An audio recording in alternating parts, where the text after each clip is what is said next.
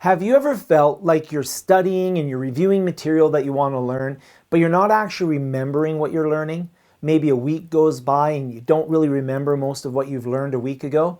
If so, you're definitely not alone. This is a common scenario where we feel like we're spinning our wheels around what we're trying to learn, but we don't feel that it's truly and really being committed to memory. We can't recall it a week or a month later.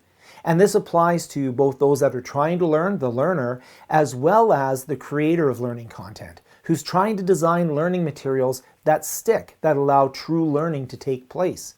Well, the good news is that by understanding just a little bit about the research into how people learn, we can use that research and science to help us create better learning outcomes for ourselves and for others. Welcome to Learning and Technology with Frank, where we look at how technology can help us learn and teach more effectively.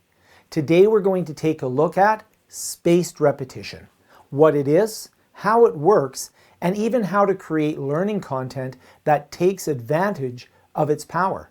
This video is part of a series of videos on how understanding the research into how people learn can improve our learning and our learning content creation. The series of videos is being sponsored by iSpring, and I'll be demonstrating how to use the iSpring suite to apply these theories into practical delivery of content a little bit later on in the video. But first, what is spaced repetition? Learning occurs when we build and reinforce neural connections within our brain. And the key concept here is that these connections require reinforcement. This means that we need to revisit the material that we want to learn over time to help reinforce the material just as we're beginning to forget it. Basically flattening the learning curve and trying to prevent forgetting. There's a forgetting curve where as soon as we learn something, we begin to forget it. And this is normal. This is actually probably a good thing in most cases, except when we want to retain information. So what we need to do is we need to use spaced repetition in order to diminish that forgetting by using time and reinforcement to make sure that we continue to remember what it is that we've learned. The process of using spaced repetition really involves seeing the same material at different time intervals. And there are many flashcard applications or index card systems that support the resurfacing of material at intervals. That's a great thing. But the problem with these systems is that just reading or doing the same activities can actually be a little bit boring, and it may not be very motivational.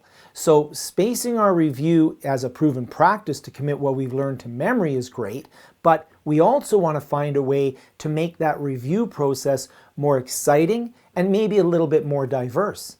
A way that we can use and build spaced repetition into our learning that is more exciting and to cover the same content across a course's studies is to use different ways to express the material each time we review it. So we'll review it at intervals, which is a great feature of spaced repetition, but we'll never review it exactly the same way that we first reviewed it. This allows us to reinforce the concepts we want to learn or teach, but each time we review it, it makes it a little bit more engaging and it makes the material interesting to revisit on a regular basis. One of the ways that I can use that is to use a tool, and we're going to take a look at using the iSpring suite to add these opportunities for spaced repetition into our learning content, but also do so in an exciting way. Let's say we're taking a course on the Great Lakes of North America, and I want my students to be able to retain information about the Great Lakes so they can use that and recall that information as they're scaffolding their knowledge to larger and larger concepts. Well, one of the great tools that a lot of students have, it is a smartphone. So by using the iSpring suite, I can create a series of mini reviews that are exciting and dynamic that the students can take using their smartphone at spaced intervals and then get the benefits of spaced repetition. And it's really easy to do with iSpring. First of all, I've opened up PowerPoint. I have the iSpring suite installed. I'm going to go into my slide templates. And when I open up my slide templates, I can not only target a computer review, I can also target a smartphone web page or a smartphone smartphone review. So I'll go in and I'll open up the templates for iSpring, and you'll see that I'll get a number of different templates that I can use. It takes a few moments just on the other screen here, and you can see that when I get the content library, I can target smartphone. So this is going to allow me, first of all, to create something that's very easy for the students to access. I can assign this a course to them. It's not really a full course, it's more of like a little mini review. And I can go in here, let's take something colorful and fun, and I can go in and I can choose different elements or templates here. So let's go in and I'm going to do a module review, and maybe what I'll do is I'll grab the main menu as well, and I'll grab maybe, those are fine for now. I'll just grab those two templates, and I'll just change the size so that the slide deck changes to match the size of a smartphone. And now I'm going to be able to start building a little review activity that'll be fun for the students to do.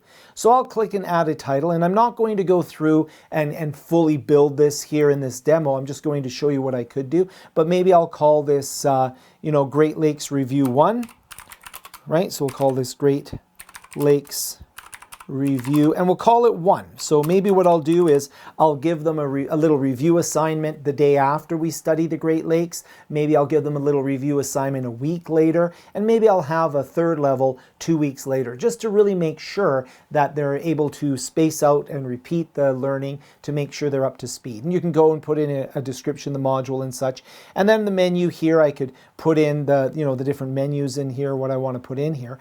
But you'll notice up here that I can now have exciting ways to test them on their knowledge and allow them to recall the knowledge. I could, for example, have a little quiz that I put in here. So I'll just save this presentation, and we'll just call it Great Lakes or something like that. So I'll call it Great Lakes, and I'm going to have this saved, and now I'm going to put a quiz into here. So I'll put a little quiz in here. Takes a few moments. iSpring will allow me to have a quiz builder in here. And what's very interesting is that I also have artificial intelligence in the quiz builder. So I could do it as a survey, I could do it as a graded quiz. Doesn't mean that I have to count that towards their grades, but I could give them a quiz in there. But I'll do it as a little survey. And then when it comes in as a survey, it's going to allow me to build a number of different questions in here. So you can see that I have different questions in here. If I want to go in and put in a new question, I could just go in here and I could say, let's do a new question, maybe a multiple choice. Notice I have lots of different ways that they can recall the information. Maybe I'll have a map. I can put in a picture of the Great Lakes, and I could have them identify which lake is Huron, which lake is Erie, which lake is Lake Ontario, so on and so forth. I have to remember my Great Lakes as well. And I could even have numerical quizzes. So there's lots of variety just to create a small little portable quizzing tool to allow for that spaced repetition. But I don't have to limit myself to that. Let's go in, maybe we'll do a multiple choice in there. You'll see I have the question in there, which of the following is not a Great Lake? So we can put that in there. So in this case here, this is really, it's not a complex question, but it allows them to identify which element doesn't belong. And that's part of spaced repetition, is maybe having some, low stress, low value. We don't necessarily, when I say value, there's a lot of value to it, but we don't necessarily have to count these as grades. So maybe Ontario is one that I have in there. And Lake Ontario is one, is actually a Great Lake. Maybe Lake Huron, that is actually a Great Lake.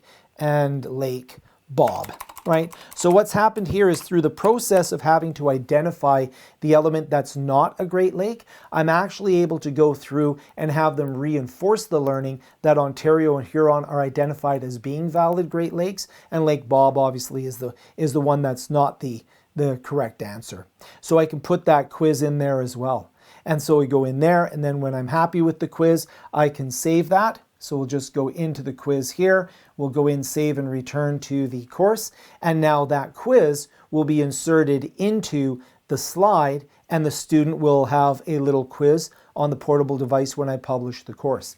Now there's a lot more to iSpring that I can do, but this is just one example of where I can go in and I can reuse quizzes. I can go in and I can create little tests. I could have them watch a little YouTube video. I could even do a screen recording. There are many exciting and dynamic, engaging ways that I can both create and then deliver spaced repetition for my students using the iSpring suite. Spaced repetition is also sometimes referred to as spaced retrieval practice, and it's a great way to help us learn and not forget the materials we're learning because we're reinforcing it just as we're about to forget it. Spaced repetition is not the only research-based tool for learning though. Check out this video for another technique that can help us learn and teach more effectively.